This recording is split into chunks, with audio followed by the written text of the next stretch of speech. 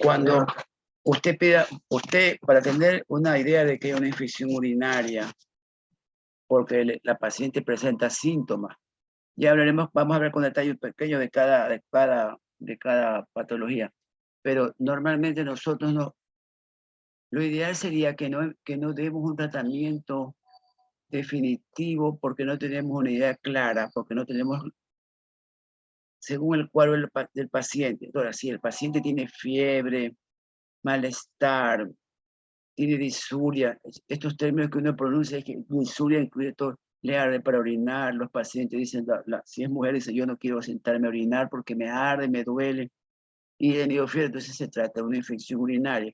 Usted puede dar un tratamiento empírico, llamamos empírico porque usted no sabe qué bacteria, si hay o no bacteria y cuál de ellas es.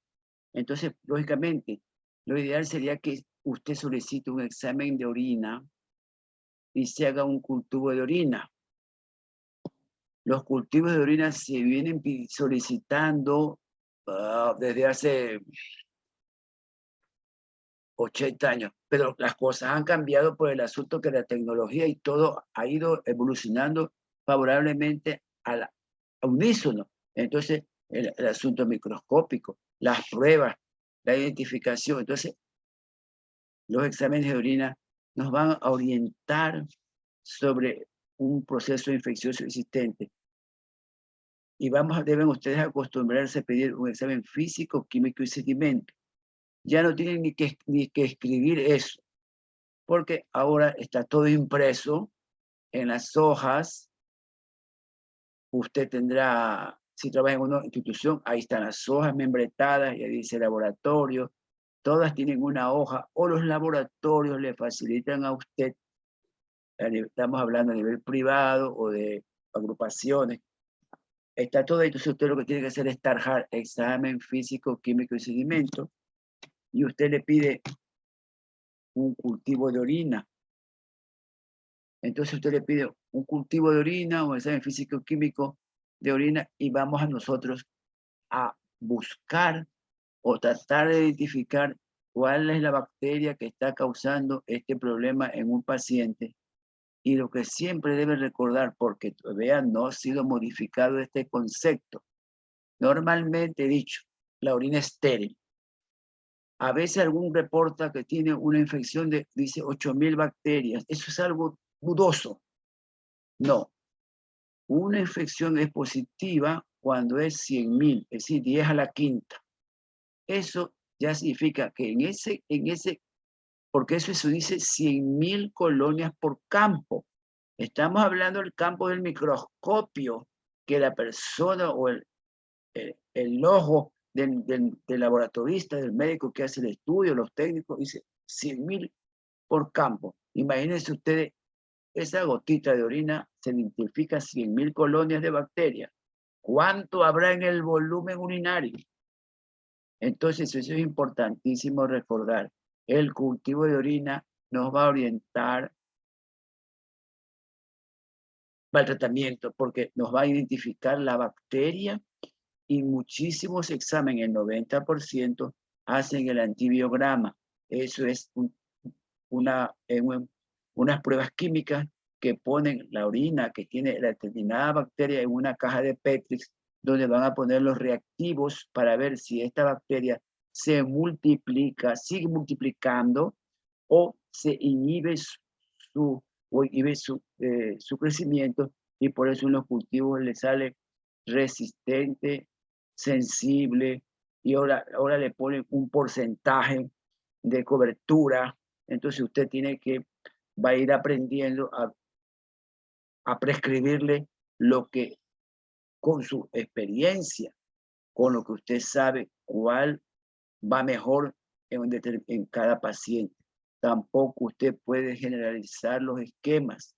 Tampoco usted no se puede dejar llevar por la industria farmacéutica, que en la actualidad le dice a usted como médico joven, aquí está esta píldora mágica, dice dosis única, y se quita todo. Eso todavía no es posible, doctores, pero para la industria farmacéutica sí es posible.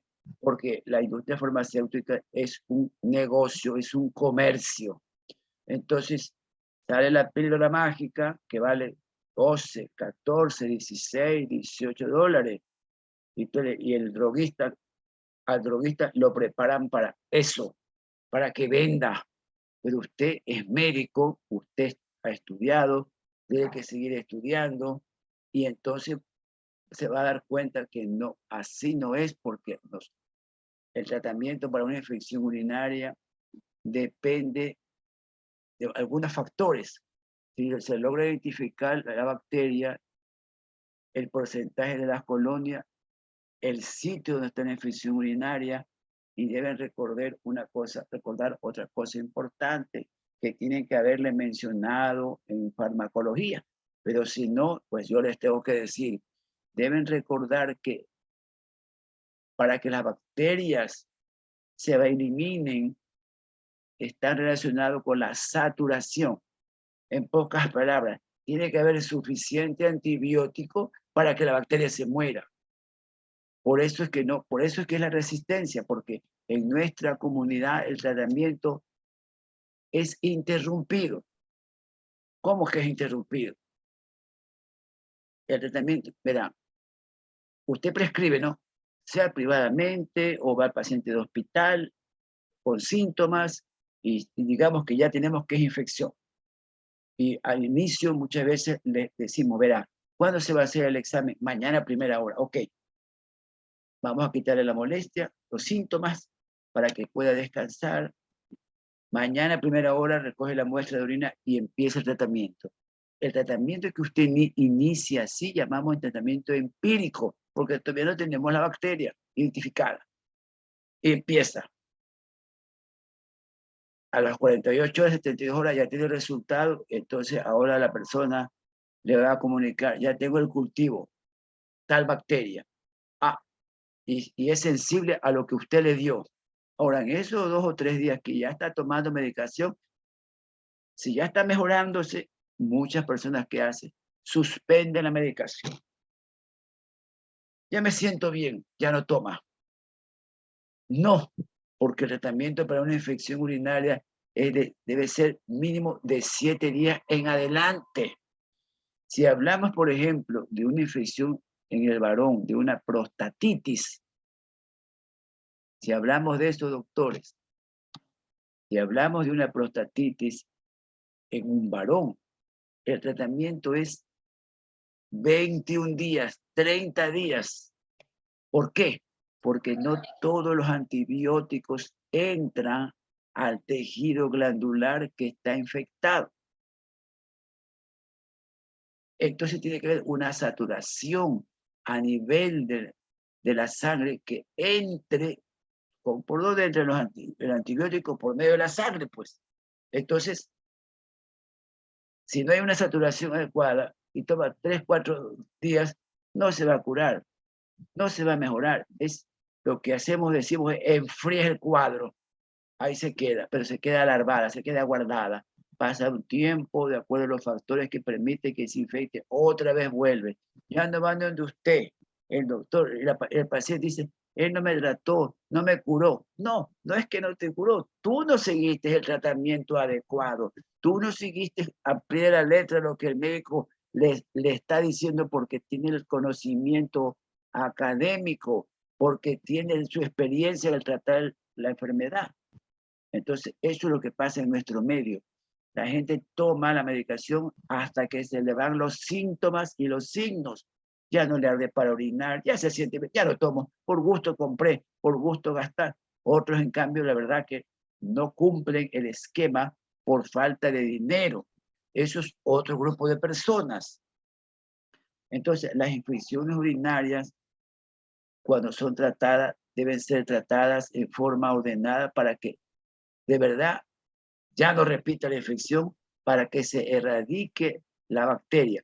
Lógico está que también depende de los factores que hicieron que se desarrolle esa bacteria. Supongamos, el paciente como en esta imagen que está aquí. Hemos hablado estamos hablando de las infecciones, entonces nos ayudamos con laboratorio.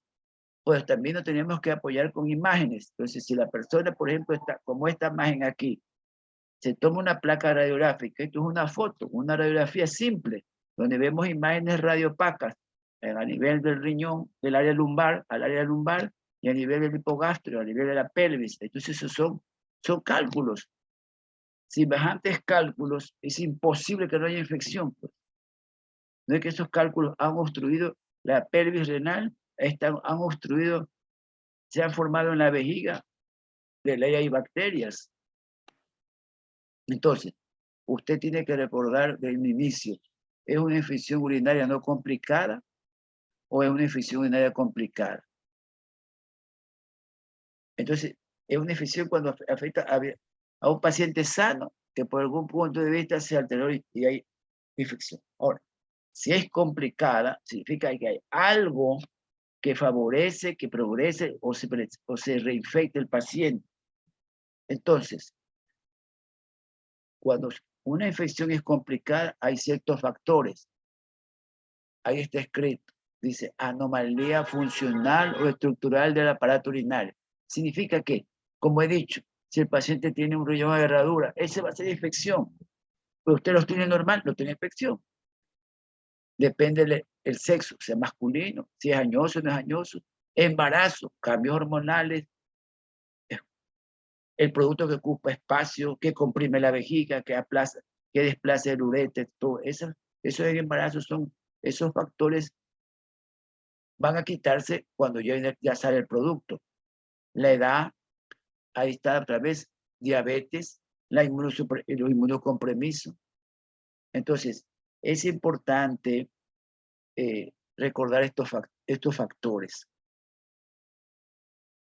También mencionamos cuando un paciente presenta, un adulto mayor presenta cateterismo, o sea, un catéter.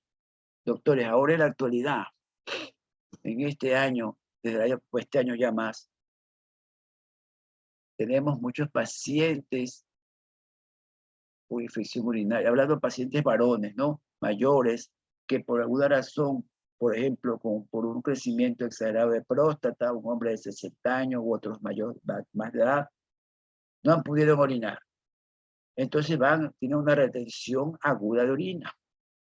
La retención aguda de orina es un capítulo grande que tendremos que cubrirlo muy bien para que tengan una idea precisa de este caso. Retención aguda de orina, lo que usted tiene que hacer es vaciar la vejiga. Y muchas veces le coloca un catéter.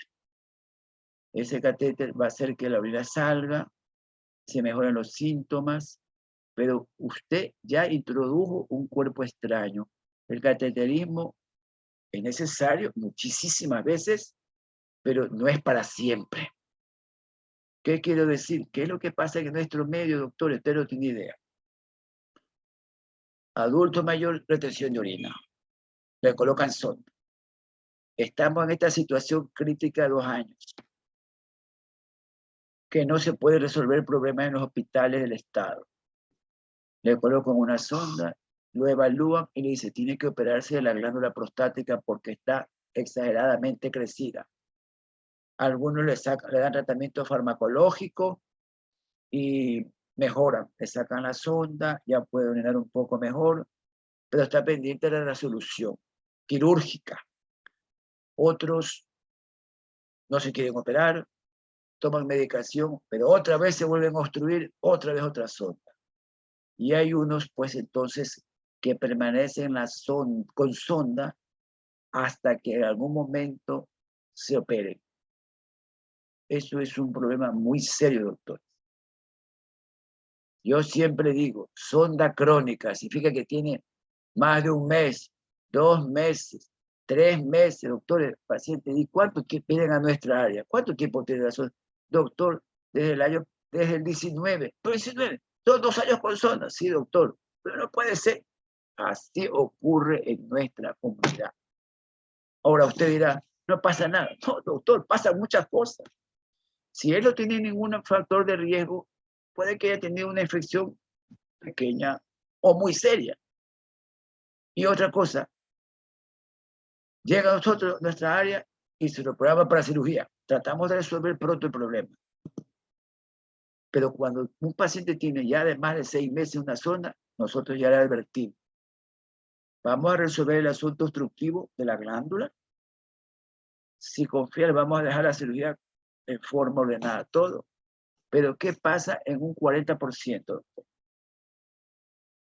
A los 3 meses vienen que no pueden orinar. Dice, doctor, no puedo orinar. Y el familiar, por gusto lo operaron mal. No. ¿Cuál es el problema, doctores? El problema es que han hecho una estrechez de la uretra. ¿No ve que ha estado con un látex, una goma, cambiándose cada 10, 15 días?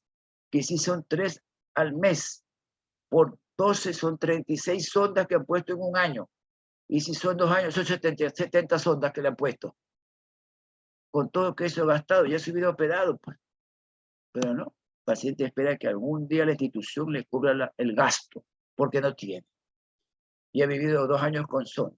A los 3, 4 meses operado, tiene estrechez de uretra y se queja. Doctores, acuérdese cómo es la anatomía del pene.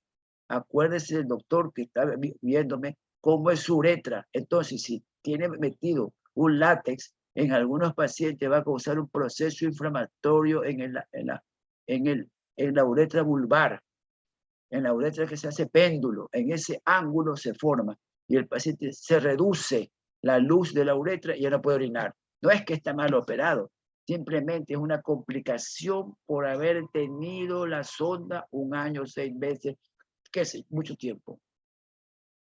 O si no, alguna vez tiene ya 1 año, por alguna razón, o es diabético, viene infectado. Infección. Tiene una fuerte infección en la vejiga. Tiene prostatitis, entonces ya lo tratamos, lo controlamos la infección y cuando lo vamos a operar, cuando vamos a enuclear o a sacar la próstata, sale pus de la glándula. Tiene una infección accedada a la próstata. Es que tiene infección. Sonda puesta. Y hemos dicho que la infección, la manera de entrada de la infección es por vía ascendente, desde la uretra hacia el interior. Entonces, todos estos factores tenemos nosotros que valorar, revisar, y como eso es algo que ocurre en estos medios, por eso se lo comento y les digo que eso es lo que pasa en nuestra comunidad. Ahora, ¿qué pasa en nuestro medio? Las infecciones urinarias en el varón comienzan por la parte de los genitales externos. El uno puede ser un proceso de la piel, especialmente cuando un varón tiene un prepucio largo, se inflama. Si es diabético, le va a salir un problema de inflamación en el glande, se llama una balanitis. Muchísimas veces un hombre relativamente joven, 40, 45 años, a veces consulta porque tiene prepucio largo y le ha salido una secreción, y el paciente, uno dice, pero usted tiene una sola compañera o usted tiene encuentros casuales como aparte fuera de casa, y dice, no, doctor, esto me ha salido y yo no sé por qué razón me presenta esto. Entonces, cuando viene un paciente con esta molestia, yo le digo, hágase una glicemia. Y he tenido muchas sorpresas. 200, 220. Ese paciente ya está diabético y debuta con un proceso inflamatorio en la piel, en el prepucio. Se llama balanitis. O si un paciente es activo sexualmente, puede tener todavía una enfermedad venérea y por ahí entra la bacteria. Entonces puede haber una gonorrea y se puede, por vía ascendente, va al epidídimo y tiene una epididimitis. Siempre cuando estos procesos infecciosos en los genitales externos masculinos, lo primero que tenemos que descartar es la causa, y por lo regular es la enfermedad, que puede ser enfermedad de transmisión sexual, o también otra cosa, doctor, aquí ya son todos adultos los presentes. El paciente tiene molestias, hacen una prostatitis, que es típica, un dolor, una incomodidad, y va donde el uno, va donde el otro médico, y le han hecho cultivo, y sale negativo, y dice que no me trató bien el colega. No, es que se olvidó un capítulo. La prostatitis, si de verdad es prostatitis, usted tiene que preguntarle, a ver, usted tuvo intercurso sexual anal, y algún paciente dice, un pequeño porcentaje niega, y otro dice, sí, doctor, sí, yo tuve una vez así que no sé qué. Nosotros no nos tenemos que inmiscuir en la vida privada, en la vida sexual de los pacientes y demás. Eso es cuestión personal. Lo que sí lo tratamos, y cuando ya concluyo el tratamiento, digo, si usted tiene esa práctica, tiene que cuidarse, tiene que usar protector, porque no hay ano estéril, y entonces la bacteria entra por la uretra y rompe de acuerdo a la virulencia bacteriana, se rompen los mecanismos de defensa que existen en la uretra masculina, que ya no mencionamos, y va a llegar a la próstata. Y entonces, ¿cómo tiene que usted hacer el diagnóstico? Usted tiene que pedirle, ¿qué cosa? Un cultivo de semen, porque usted le pide un cultivo de orina y le sale negativo, porque no está en la vía urinaria la bacteria, está dentro de la glándula prostática. Y le sale el semen es estéril toda la vida, sin diferencia de edades, es estéril. Entonces, si es estéril y usted le pide un cultivo, y se va a sorprender cuando le dan el resultado. Ahí está la bacteria en la próstata. Entonces, si tiene una prostatitis comprobada, el tratamiento 20, 30 días, y si el paciente no lo cumple, es el problema del paciente. Usted deja apuntado, si trabaja con sistema de computadora, la ficha médica suya, o la institución tiene metido el programa allí, usted deja apuntado esto, y como está ahí el informe del cultivo, ya eso es responsabilidad. Usted lo que tiene que hacer es las cosas siempre bien. Eso estamos hablando de prostatitis aguda, así, enfermedad de transmisión sexual, o por la práctica o la actividad sexual, pues, que, repito, nosotros no nos inmiscuimos en nada, eso es personal. Se contagió. La otra cosa, antes de saltar, ojo, yo he tenido tres doctores que me consultaron porque no podían fecundar a su compañera. Y esos tres doctores que se ha hecho examen, que no sé qué, que está todo bien. A ver, entonces la pregunta, ¿qué pasó? Hizo esto. Sí, pero eso fue así. No, y siempre tiene problemas de irritación. No, porque usted tiene una prostatitis crónica. Hágase el cultivo de semen. Ahí está. Es imposible que haya una relación o una simbiosis con los espermatozoides y la esencia de la próstata. No pueden convivir, no pueden llevarse. Entonces, el paciente tiene alteraciones en su espermatograma, porque se le mueren los espermatozoides. Entonces, usted tiene que tratarle bien la prostatitis para que el doctor, me está hablando, que estoy diciendo que tengo de 3 o 4 pacientes, pero ya son papás, uno falta, uno todavía no es papá, porque fue hace 6 meses, pero los otros ya son padres. Porque no puede haber esa buena relación con bacterias y los espermatozoides. Los espermatozoides no se mueren por las bacterias que están en el líquido prostático. Debe recordar también usted que el volumen seminal, la emisión seminal del varón, el 50% está dado por nosotros decimos el licor, porque es una esencia, así como esa muestra de perfume que antes circulaban, que usaban las damas en su bolso, su cartera. tenían una esencia y un perfume que a veces era más caro que uno grande porque era un frasquito así. Bueno, eso ahora la gente joven, no, las damas no usan eso, no tienen eso, bueno, o no se producen. Bueno, así mismo el licor prostático es poquito, pero el 50% del semen que uno emite o durante la emisión seminal sale es dado por la próstata. El resto son por las otras glándulas, los espermatozoides, las vesículas seminales. Entonces, los espermatozoides, que la próstata tiene muchísimas funciones, pero cuando va esa carrera, yo le digo que es una maratón, ¿no? Van los espermatozoides, millones saliendo, ellos hacen una escala en la vesícula seminal, donde reciben ahí Gatorade, y cuando llegan acá, pasan por la próstata, ahí está el licor prostático, ahí reciben, ¿qué será? Pues un hidratante, ¿no? O recibe aminoácidos para poder salir. Entonces, si llegan ahí, se encuentran con las bacterias.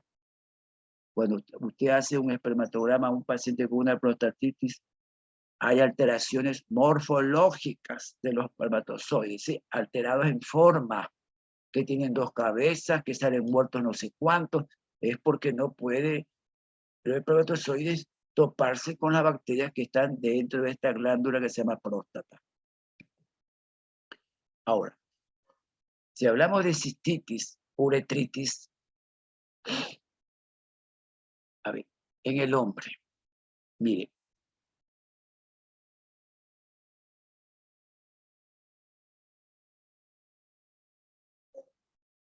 a ver, la uretra anterior masculina tiene unas glándulas. ¿Cómo se llaman? Pregunto a algún doctor que todavía esté presente. No importa si no tiene, si no sabe ahorita. Yo se la digo. ¿Cómo se llama la glándula? Las glándulas. ¿No son las glándulas de Bartolini? ¡Ay, no, campeón! No. Ahorita te puedes equivocar. Las Bartolini las tienen su compañera que está por ahí. Las glándulas de Bartolini están en la glándula de Bartolini, están en los labios mayores externos, lógicamente, de la vulva. Esas son las glándulas de Bartolini. Las que usted tiene, las que ustedes tienen, los varones presentes, se llama glándula de Litré. Las glándulas de Litré. Esas glándulas producen un moco. Y producen un moco. Ese moco lo producen totalmente, porque acuérdense que nuestra uretra es como nuestra mucosa de la boca. Imagínense si no hubieran esas glándulas, tuviéramos un escozor, una molestia, porque ese moquito que produce insensible las mantiene húmedas. Y esa glándula L3, cuando hay el proceso de excitación, de la erección, van a producir moco en más abundancia, que es la lubricación que usted produce. Esas se llaman glándulas L3. Y hay otras glándulas más allá. ¿Cómo se llaman? Alguien me dice. ¿Se da cuenta? Pero ahorita ya aprendió, ya sabe. Se llaman las glándulas de Cooper, que están al llegar antes de la próstata. Son dos glándulas de Cooper que también tienen una secreción inmunológica, lubricante. Mire cuánto el ser humano perfecto tiene mecanismo de defensa por nuestra anatomía del pene, de la uretra, las glándulas del L3, las glándulas de Cooper, y llegan a la glándula prostática. La glándula prostática, doctor, todavía en el mundo científico que estudia o revisa en esta parte urológica, todavía causa de dolor de cabeza, porque todavía cada vez se descubre una cosa, se descubre otra cosa. Nosotros los urólogos decimos que la glándula es el órgano diana de toda la urología. Existe un libro de urología que aquí no lo tengo por acá, que es como una Biblia, así, gruesa. No acabaré nunca de leerla. No alcanzaría a leerla toda en mi vida. Pero ya está saliendo una nueva edición allá afuera, ¿no? ¿Por qué? Porque todas las investigaciones que aseveran o ratifican lo hecho años atrás. Y también ya quitan otras que no han sido tan reales, porque en la actualidad se comprobó que es otro mecanismo. Entonces, en nuestra próstata producimos enzimas, producimos sustancias inmunológicas, esas inmunológicas, hay una respuesta frente a la bacteria, bloquea para que no ingrese a la sangre, está la próstata. Sí, ella tiene el licor prostático de las glándulas, son nutricios para los espermatozoides cuando van en la maratón a la salida. Es necesario que la próstata tenga esos nutrientes, así en resumen. Entonces, como he dicho, glándula L3, glándula de Cooper y glándula de la próstata. En la mujer hay unas glándulas, ¿cómo se llaman? Ya vemos, se nos va a acabar otra vez esto de la computadora. Bueno, las glándulas de la mujer se llaman glándulas que son parauretrales. Es decir, están cerca del meato urinario porque la uretra femenina es corta, es de 4 centímetros o máximo 5 centímetros por la naturaleza de la mujer. Pero ahí mismo en la uretra hay dos glándulas de Skene, que ni sabía que existen, pero ahora ya lo saben. Esas glándulas producen lubricación para que el meato, la uretra, esté húmeda, porque es mucosa, doctores. Las glándulas de Bartolini están en el exterior de los labios mayores. La bartolinitis es la causa más frecuente de consulta, pero no necesariamente es de tipo venéreo. Lógico está que si se acceda, se hace un pus, se acceda, a veces el ginecólogo toma una muestra para laboratorio, para descartar especialmente gonococo. Y cuando ocurre eso en una dama, ahí es la guerra de Troya. Porque ¿cómo se contagió? Eso fue sembrado por el compañero. O porque la compañera, la señora, tiene otro compañero. Entonces, uno de ellos la contagió. Estamos hablando de una bartolinitis causada por una enfermedad venérea que la más común es la gonorrea. Entonces, ya es complicado. Bueno, entonces, en lo que es la uretritis, le estoy dando esta situación. Y de acuerdo a las edades que puede haber la uretritis en el varón, cuando de mayor actividad sexual, cuando el paciente pues tiene algunas parejas, entonces puede tener una enfermedad venérea por bacterias o puede también tener una enfermedad por otra clase como las clamidias, ¿no? Entonces causa una uretritis, que de las uretritis capaz ustedes vieron ya en bacteriología, pero la uretritis es de dos clases, específica y no específica. La específica es la de gonococo y la no específica porque puede ser por las clamidias o puede ser por otra clase de parásitos.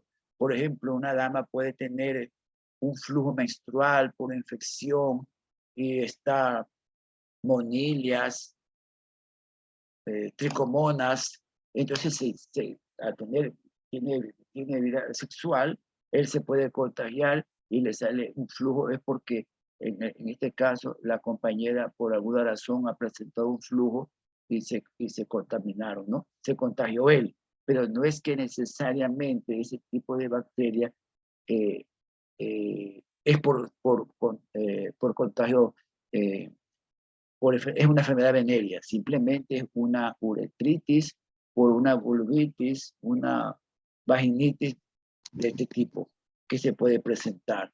A veces esto ocurre porque ese es otro cuento grande de hablar. Es nosotros, por ejemplo, disculpe que me salte, ¿no? Pero que tengo que darle la información. Nosotros siempre decimos alguna vez a una paciente, dice, doctor, ya cada vez que yo orino me lavo con agua y jabón. ¿Por qué se tiene que lavar con agua y jabón después de orinar? El jabón es proscrito en los genitales externos femeninos. No debe haber uso de jabones. No debe haber agua que le ruede con la ducha. Y si quiere un aseo que llaman íntimo, es que la industria farmacéutica o la industria cosmetológica es la que les ha cambiado las ideas a todas las damas presentes aquí en esta clase y a todas las que han pasado. Ahora hablan de protectores diarios, de toallas húmedas y una serie de cosas. Y se enriquece. Ahorita toda esa gente dueña de esas fábricas están en la Bahamas, están en cruceros, que han hecho dinero cualquier cantidad con todas las damas que compran todos esos productos. El proscrito el jabón tiene que hacerse nomás agüita normal, o si no, lo que hicieron las mayores, pues, sus abuelitas, bueno, sus abuelitas también son jóvenes, o su mamita también es joven, entonces ya no se le puede creer a ella. ¿Qué usan? El vinagre blanco, lo diluyen y ese es el aseo todas las noches, se hacían sus genitales y nunca. ¿Cuándo es que la señora usaba óvulos, iba a los médicos? Nada, ellos no tenían que gastar en eso porque la cuestión del aseo de los genitales está claro. No se lo debe cambiar, se debe mantener siempre como se dice,